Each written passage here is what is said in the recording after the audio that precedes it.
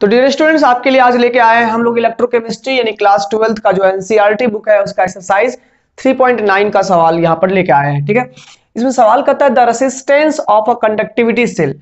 एक कोई conductivity cell हमारे पास है इस तरह का, इसमें यहाँ पर पैरेलल इलेक्ट्रोड्स है और इस इलेक्ट्रोड के बीच में यहाँ पर जो है इलेक्ट्रोलाइट फील्ड है और वो है पोटेशियम क्लोराइड। ठीक है, तो यहाँ पर कंडक्टिविटी सेल का यहाँ पर रेसिस्टेंस हमको दिया हुआ है, जिस कंडक्टिविटी सेल में यहाँ पर 0.0001 एम यहाँ पर हमारे पास KCl सॉल्यूशन यहाँ पर घुला हुआ है 298 केल्विन टेम्परेचर पर। तो हम आपको जरा सा यहाँ बता दें कि जो हमारे पास सवाल कह रहा है what is the cell constant. Cell constant क्या होगा if conductivity of same KCl solution, यानी कि सेम यही KCl सॉल्यूशन की कंडक्टिविटी 298 केल्विन पर ये दिया हुआ है कंडक्टिविटी, तो बोलता है सेल कांस्टेंट क्या होगा। तो प्यारे बच्चों, ये सवाल जो है कुछ यूं है कि लंबा चौड़ा रहता है, नाम बड़े दर्शन छोटे।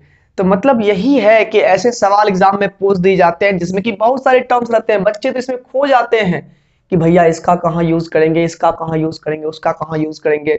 सब कुछ दिया हुआ है आखिर नंबर, तो सबका यूज करना जरूरी है। ऐसा कुछ नहीं होता है।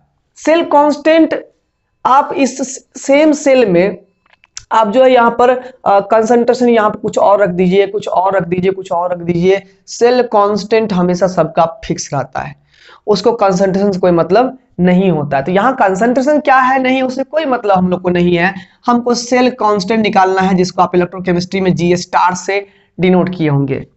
आपको तो याद होगा कि हम लोग पढ़े थे R is equal to rho into L by A, और यही एल बाई ए को हम लोग बोलते हैं सेल कांस्टेंट। यही l by A cell constant यानी G स्टार कहलाता है। तो हम लोग लिख सकते हैं G star is equal to, यहां पर लिख सकते हैं R is equal to rho into G star, तो यहां पर लिख सकते हैं। ठीक है, अब यहां से लिख सकते हैं G star is equal to R resistance बटे रो। रो क्या था हमारे पास, रो था रेसिस्टिविटी, रेसिस्टिविटी रो क्या है यहाँ पर रेसिस्टिविटी है। R क्या है यहाँ पर रेसिस्टेंस है, R क्या है यहाँ पर रेसिस्टेंस है। ठीक है, तो प्यारे बच्चों यहां पर ना ही आपको, यहां पर केवल आपको रेसिस्टेंस दिया हुआ है, और एक चीज क्या है रेसिस्टिविटी के बदले conductivity of this solution at 298 kelvin ये दिया हुआ है, कंडक्टिविटी दिया हुआ है, रेसिस्टिविटी नहीं दिया हुआ है, कंडक्टिविटी दिया हुआ है। तो कंडक्टिविटी होता क्या है, कंडक्टिविटी होता है 1 बाय रेसिस्टिविटी, यानी reciprocal of resistivity is known as conductivity. Conductivity क्या होता है, रेसिस्टिविटी का रेसिप्रोकल। तो यहां पर क्या होगा, हम लोग यहां पर कंडक्टिविटी हम लोग को पुट करना, क्योंकि कंडक्टिविटी हम लोग को दिया हुआ है, तो G स्टार बराबर लिख सकते हैं R डिवाइडेड बाय 1 बटे कंडक्टिविटी। कंडक्टिविटी हम लोग कप्पा सिंबल से इंडिकेट किए हुए थे इलेक्ट्रोकेमिस्ट्री में। ठीक है, तो यहां पर क्या हो जाएगा R इंटू कप्पा हो जाएगा। ये हो गया हमारा क्या चीज, ये हो गया हमारा सेल कांस्टेंट। सेल कांस्टेंट हो गया रेसिस्टेंस बाय रेसिस्टिविटी, या सिंपल कह दे यहां पर रेसिस्टेंस इनटू कंडक्टिविटी। ठीक है, अब रेसिस्टेंस क्या है हमारे पास, तो रेसिस्टेंस दिया हुआ है 1500 ओम दिया हुआ है, 1500 ओम दिया हुआ है।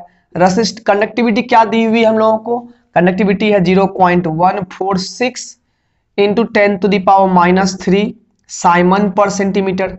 साइमन क्या होता है, ओम का रेसिप्रोकल, तो ये साइमन से ओम कट गया यहाँ पर। अब मल्टीप्लाई कर दीजिए, यहाँ पर ये पॉइंट उड़ेगा तो नीचे में 1000 जाएगा, ये 2 जीरो से 2 जीरो यहाँ पर खत्म हो गया। 15 से गुना करिए इसको, तो 15 गुना 6 90 हो जाएगा, 15 चौके 60 और 9 69 हो जाएगा, 15 एका 15 हो गया, 6 कितना हो जाएगा, 15 6 21 हो जाएगा, बटे यहाँ पर 10 है, मल्टीप्लाई यहाँ 10⁻³ से किया हुआ है, 10 से 1 जीरो खत्म हो गया।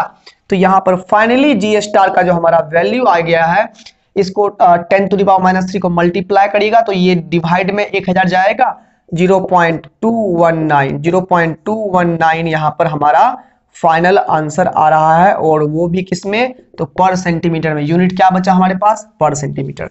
तो प्यारे बच्चों यही एक सिंपल सा आंसर यहाँ पर मिल गया इस चीज का। आप लोग जरूर है कि यहाँ पर कुछ ना कुछ क्या है कि आप लोग जो है यहाँ पर भटक गए होंगे, तभी आप इस वीडियो पर आए हैं। तो जाहिर सी बात है कुछ सवाल ऐसे होते हैं जिसमें कि ना दिखाया कुछ और जाता है, लेकिन उसके आंसर कुछ छोटे मोटे शब्द में ही छुपे हुए रहते हैं।